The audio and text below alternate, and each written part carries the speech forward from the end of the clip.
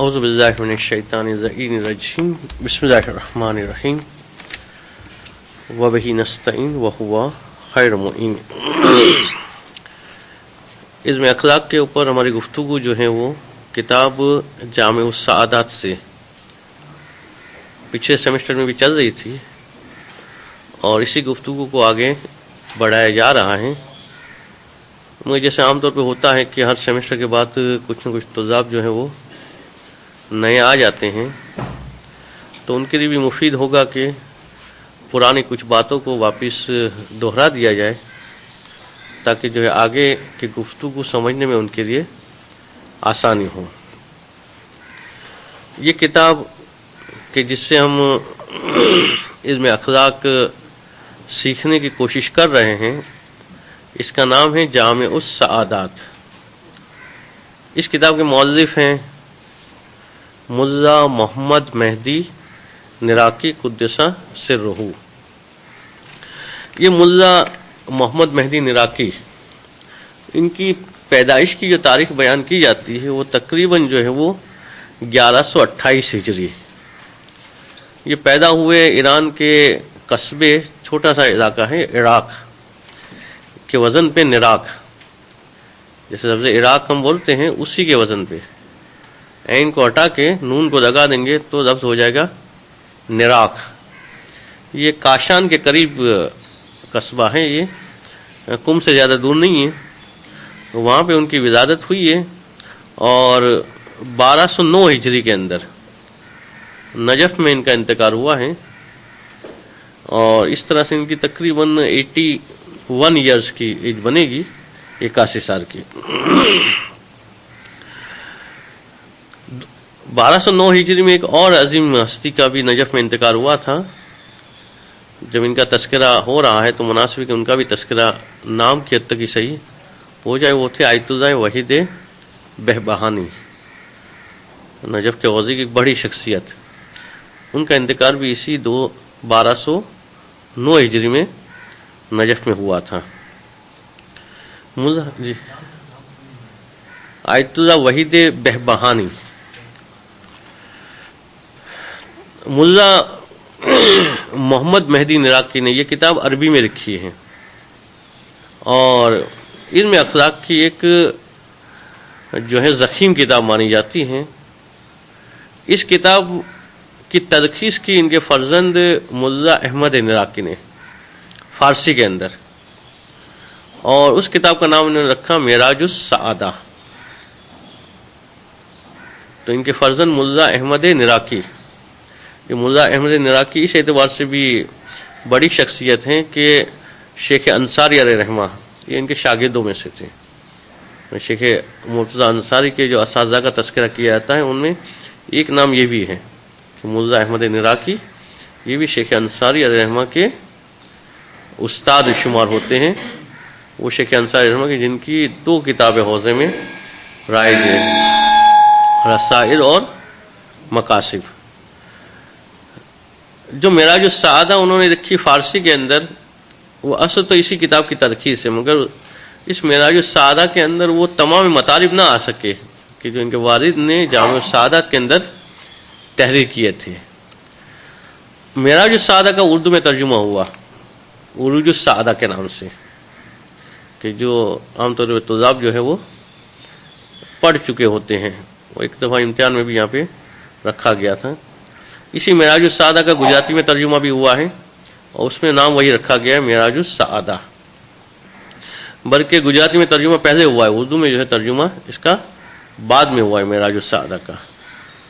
تو علم اخلاق کی اور نفس کی حقیقت کو جاننے کی اور انسان اپنے باطن کو پاک کرنے جو چاہتا ہے اس کے لیے بہترین رہنمائی کی یہ کتاب ہے۔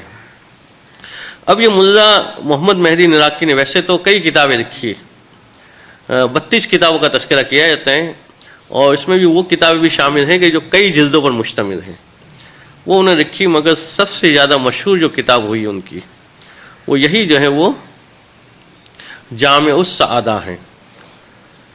اس کتاب کے اندر مصنف نے مقدمے کے اندر انسان کی حقیقت کو بیان کیا ہے، اور اس بات کو واضح کیا ہے کہ انسان جو ہے وہ دو چیزوں کا مرکب ہے، ایک ظاہر ہے اور ایک باطن ہے۔ ایک وہ چیز ہے انسان کے پاس کہ جو ہماری نگاہوں کے سامنے ہے، اور ایک وہ چیز ہے کہ جو نگاہوں کے سامنے نہیں ہے مگر اس کا وجود ہے۔ یعنی ایک انسان کا بدن ہے اور دوسری انسان کی روح ہے۔ بدن انسان کا یہ بالکل سامنے نظر آنے والی چیز ہے، جبکہ روح جو ہے وہ نظر آنے والی چیز نہیں ہے۔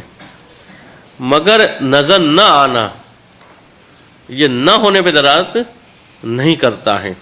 اس لیے ہم دیکھتے کہ ایک انسان جو مرا ہوا پڑا ہے، اس کے پاس وہ تمام چیزیں ہیں کہ جو ایک زندہ انسان کے پاس ہے، پھر ہم دیکھتے یہ زندہ نہیں ہے۔ اس کا مطلب کوئی چیز پہلے اس کے اندر وجود رکھتی تھی جو اب اس کے اندر موجود نہیں ہے، اور وہ چیز جو الگ ہوئی اس سے، اس کو ہم کہتے ہیں روح۔ تو بنیادی طور پہ انسان دو چیزوں کا مرکب ہے، بدن اور روح کا۔ بدن جو ہے، بعض چیزیں ایسی ہیں کہ جو بدن کے لیے مفید ہیں، اور بعض چیزیں ایسی ہیں جو بدن کے لیے مضر ہیں۔ اسی طرح روح کے لیے بھی ہیں کہ بعض چیزیں ایسی ہیں جو روح کے لیے مفید ہیں، اور بعض چیزیں ایسی ہیں جو روح کے لیے مضر ہیں۔ بدن کے لیے جو مضر ہیں چیزیں اور بدن کے جو مفید چیزیں ہیں، اس کے اوپر جو علم بحث کرتا ہے، اس علم کو کیا کہتے ہیں ہم؟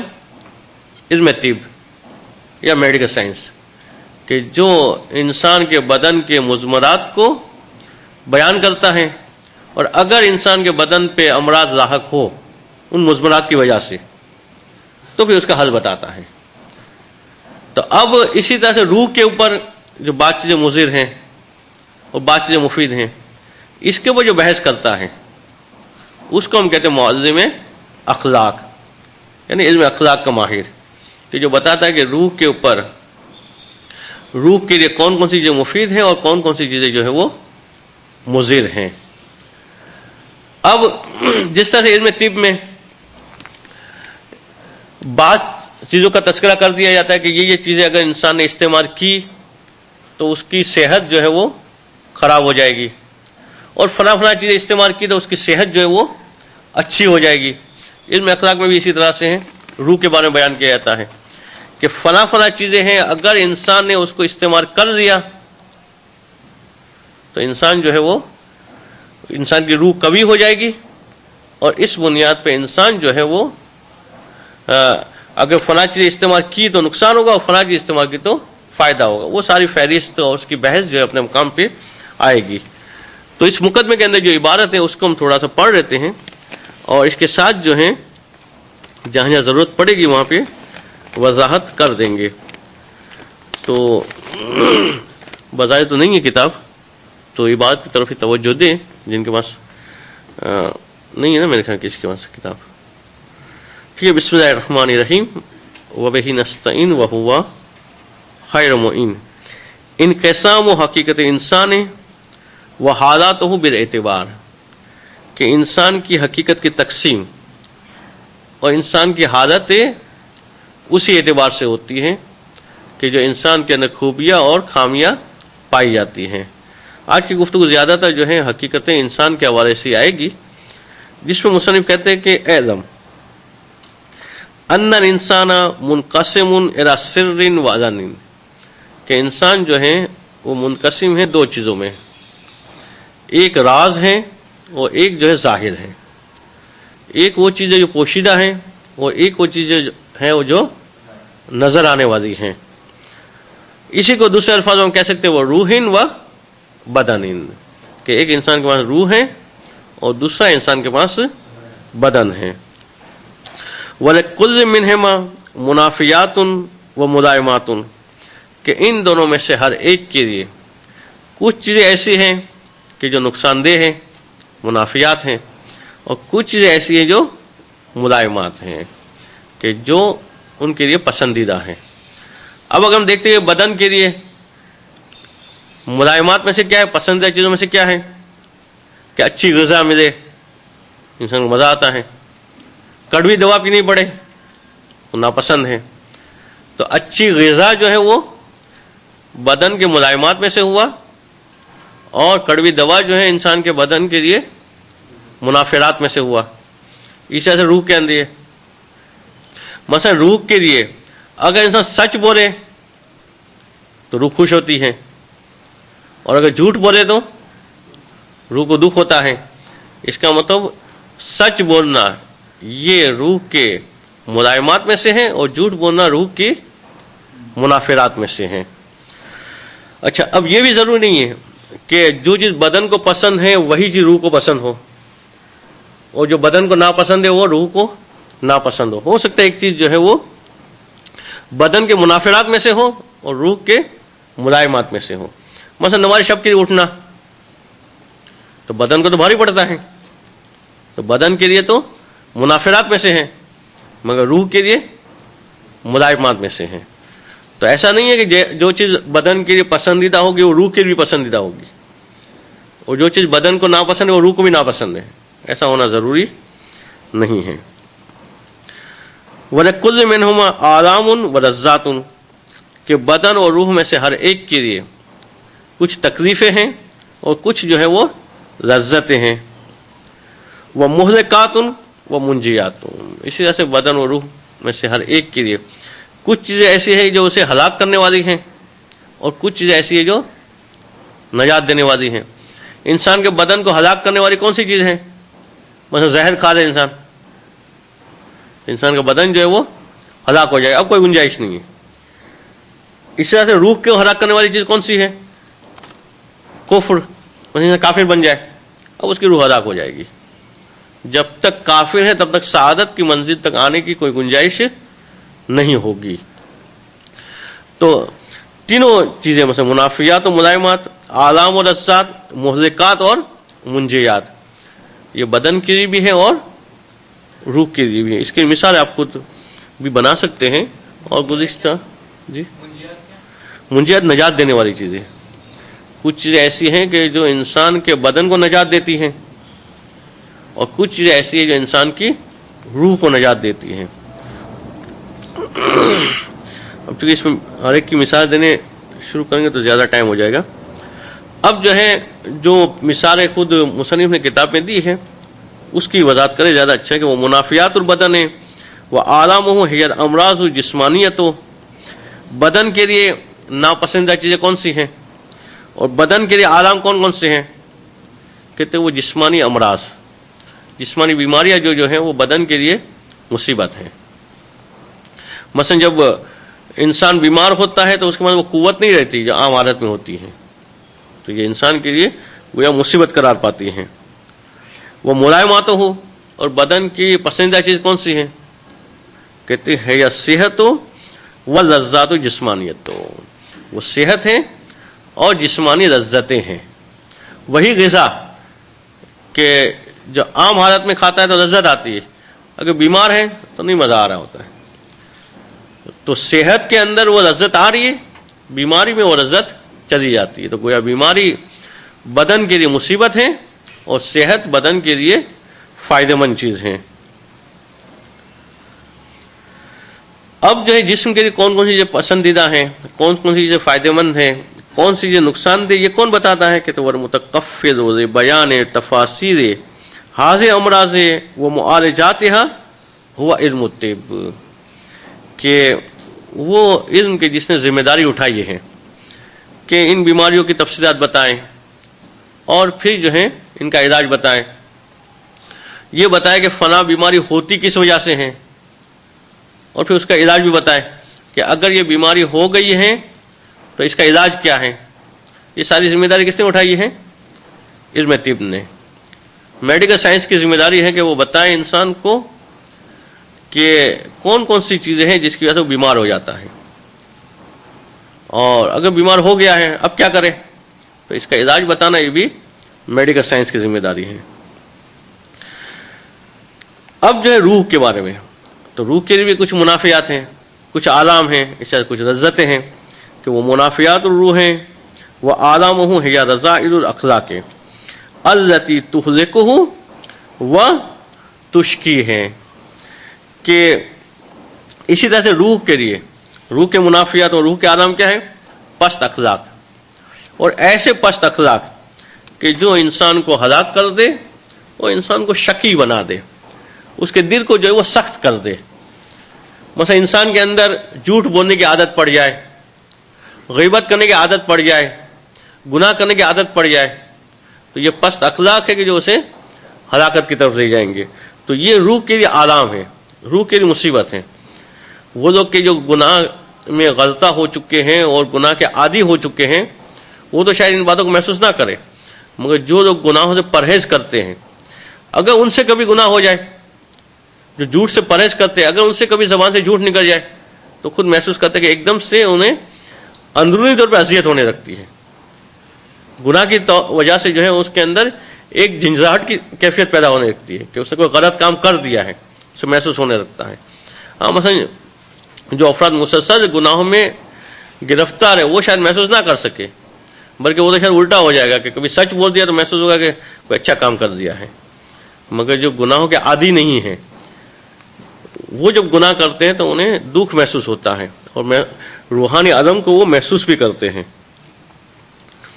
तो मुनाफियात रूह व आराम है रसाइल अखलाक अल्लती तुहलिकुहु व तुश्की है, कि ऐसे पस्त अखलाक के जो फिर इंसान को हलाकत की मंजिल पे ले जाते हैं और शकी बना देते हैं।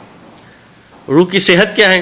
कहते वह सेहत हो रुजू इला फज़ाइल अल्लती तसअदुहु व तंजीह व तुसिरुहु इला मुजावरते अहलिल्लाह व मुकरबी हैं। जबकि रूह की सेहत क्या है? रूह की सेहत यह है कि इंसान पलट आए और रुजू करे अखलाकी फजीलतों की तरफ, ऐसी अखलाकी फजीलत की जो उसके लिए सआदत मंदी का बाइस बने, उसे नजात दिलाए और उसे अल्लाह वालों के करीब पहुंचा दे, कि जिसकी वजह से वो अल्लाह वालों की सफ़ों में शामिल हो सके। तो इसमें पूरा सिलसिला उसी अंदाज से चलता है जैसे इंसान के जिस्म के ऊपर, कि अगर उसने ऐसी ग़िज़ा खाई कि जो जिस्म के नुकसानदेह थी, तो वो अपना असर पैदा करेगी और जिस्म पे बीमारी लाहक होगी। और फिर जैसे ही वो ऐसी कोई दवा खाएगा कि जो उस बीमारी को ख़त्म करने वाली हो, तो उस बीमारी के जरासीम जो जिस्म में पहुँचे थे वो ख़त्म होना शुरू होंगे। यही बुराई और नेकियों का सिलसिला है कि जब इंसान बुराई करता है तो वो रूह पे असर करता है, वो बुराई रूह पे असर करती है और वो पस्ती की तरफ माइल होना शुरू होता है। मगर फिर जब नेकी करता है या तौबा कर देता है तो वो असर जो है वो ख़त्म हो जाता है। इसी हवाले से एक इमाम सादिक अलैहिस्सलाम की हदीस शुरुआत में वो इस बात को समझाने के लिए जो है वो काफ़ी है, मफहूम इस तरह का है उस हदीस का कि इमाम साहब फरमाते हैं कि इंसान के कल्ब के अंदर एक सफ़ेद पर्दा है। जब इंसान गुनाह करता है तो उस सफ़ेद पर्दे के ऊपर एक स्याह नुक्ता नमूदार होता है। अब अगर वो फौरन तौबा कर दे तो नुक्ता ख़त्म हो जाता है, मगर तौबा नहीं करता और गुनाह के ऊपर गुनाह करता जाता है, तो उस नुक्ते की स्याही फैलती जाती है।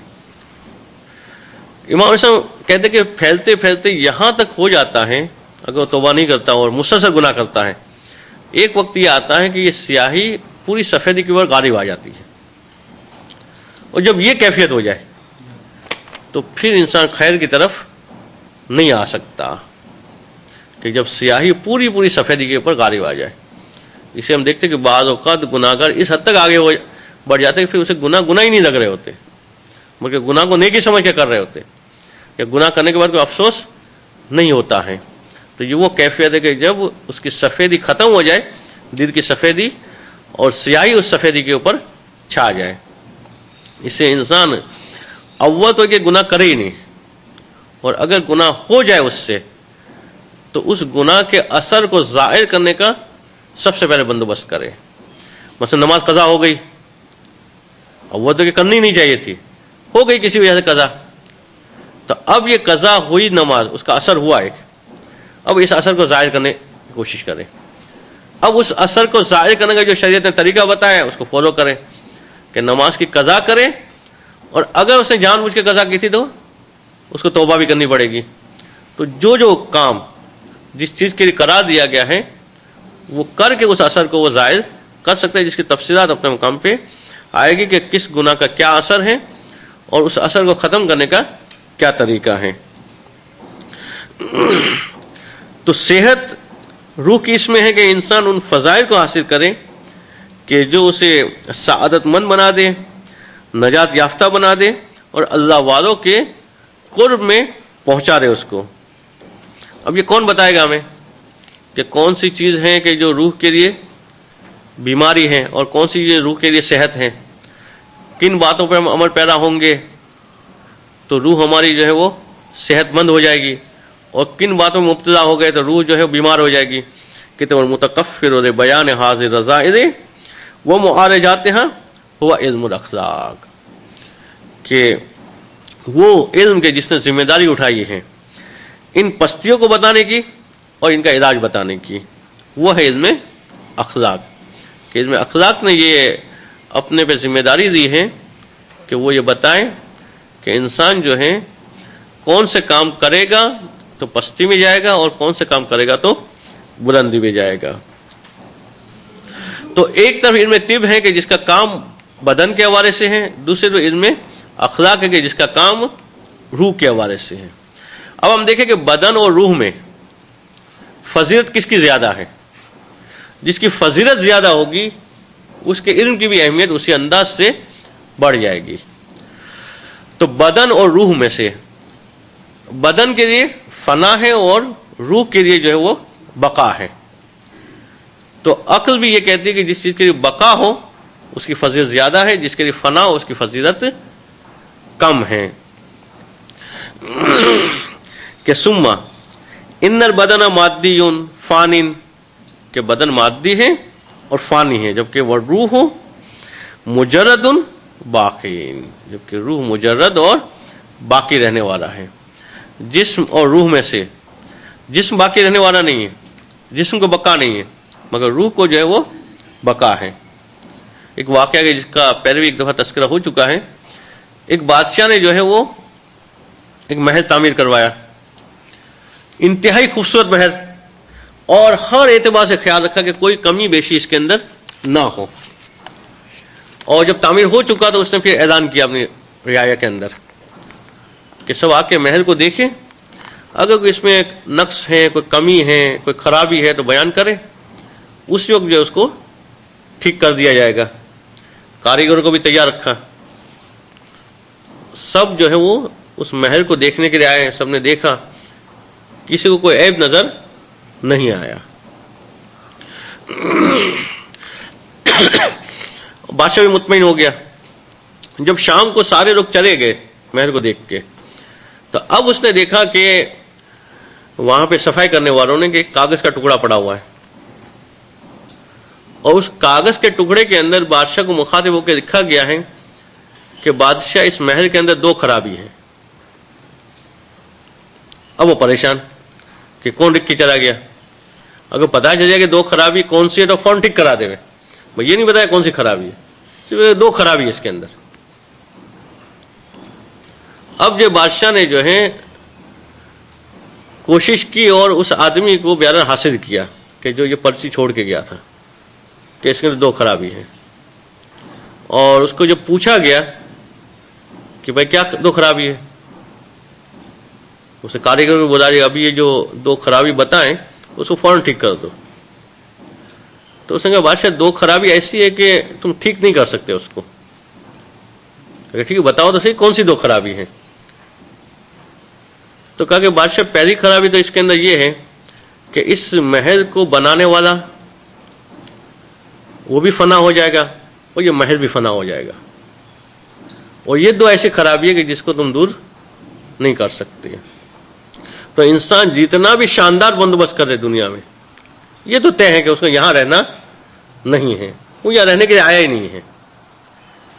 तो बदन जो है वो हमेशा के लिए दुनिया में रहना नहीं है, मगर रूह जो है उसके लिए बका है, उसके लिए फना नहीं है।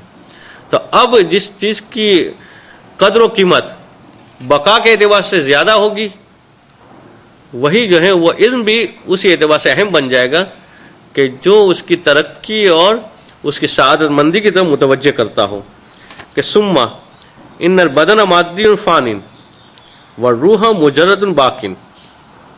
تو فن اتصف بشرائف صفات کان فی البہجت والسعادت ابدا.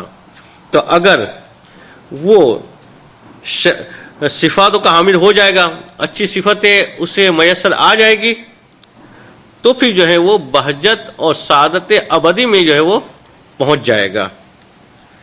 وَإِنِ اتصف بِرَذَائِلِهَا، اور اگر اس کی صفت پست ہوگی، اگر جو ہے گناہوں میں غلطہ ہو جائے گا، تو کان فی العذاب والشقاوت مخلدا، تو پھر شقاوت اور عذاب میں وہ ہمیشہ ہمیشہ کے لیے ہوگا. اگر دنیا میں اس نے کوئی غلط چیز کھا لی تو زیادہ کیا ہوگا؟ اس کی ہلاکت ہوگی، مگر ہلاکت اس دنیا کے حد تک ہوگی. مگر وہ پست اخلاق میں مبتلا رہا، گناہوں میں اس نے زندگی گزاری، تو ہلاکت کس کے لیے ہوگی؟ آخرت کی ہوگی، اور وہ ہمیشہ ہمیشہ کی ہلاکت ہوگی. تو ولا بد زنا من اشارت الى تجردہ وبقائہ بعد خراب البدن ترغیبا للطالبین علی السعی فی تزکیتہ وحفظہ عن الشقاوت الابدیت. تو اس لیے ضروری ہے ہمارے لیے کہ ہم پہلے تو اس بات کی تو متوجہ کریں کہ روح جو ہے وہ مجرد ہیں، اور روح کو ہمیشہ باقی رہنا ہے. بدن خراب ہو جائے گا مگر روح جو ہے وہ باقی رہنا ہے. یہ پہلے بتانا ضروری ہے تاکہ طالب علم جو ہیں وہ کوشش کریں اپنے آپ کو پاکیزہ کرنے کی اور اپنے آپ کو شقاوت ابدیہ سے محفوظ رکھنے کی. اسے کہ انسان کو پیدا کیا گیا اور پروردگار عالم نے انبیاء اور رسول کو بھیجا، تو بنیادی مقصد اور ہدف کیا تھا؟ کہ وہ لوگوں کا تزکیہ کرے، کہ لوگوں کی روح کو پاکیزہ کریں. جب تک انسان کی روح پاکیزہ نہیں ہوگی وہ خیر کی طرف آسانی سے نہیں آئے گا. اگر کسی زبردستی کی وجہ سے کسی کام کے لیے آمادہ ہو بھی جائے یا معاشرتی مجبوری کی وجہ سے نمازی بن بھی جائے تو مصلی کی طرف جا رہا ہوگا مگر دل اس کا کہیں اور ہوگا. مگر اگر اس کا نفس پاکیزہ ہو گیا تو پھر جو ہے اسے عبادت کی طرف مائل کرنے کے لیے کسی اور چیز کی ضرورت نہیں پڑے گی. دل کے پاکیزہ ہونے کے بعد، روح کے پاکیزہ ہونے کے بعد اچھائی کی طرف انسان خود سے آتا ہے اور برائیوں سے خود سے بچ سکتا ہے. اب اس میں جو بنیادی باتیں ہیں کہ روح کے اندر کون سی قوتیں پائی جاتی ہیں اور ان قوتوں کے کیا کام ہیں، اس طرح سے روح کو کبھی نفس کہا گیا کبھی عقل کہا گیا، تو آیا کوئی فرق ہے یا نہیں ہے. اور پھر ان قوتوں کے حوالے سے جو چاروں قوتیں روح کی ہیں اس کے لیے مثلا افراد کیا ہے، تفرید کیا ہے اور اس کے مراتب کیا ہیں، یہ ساری گفتگو اپنے مقام پہ آئے گی. آج کی گفتگو فقط مقدمے کی حد تک تھی، دیگر گفتگو انشاءاللہ اگلے درس میں بیان کی جائے گی. صلوات پڑھیں محمد.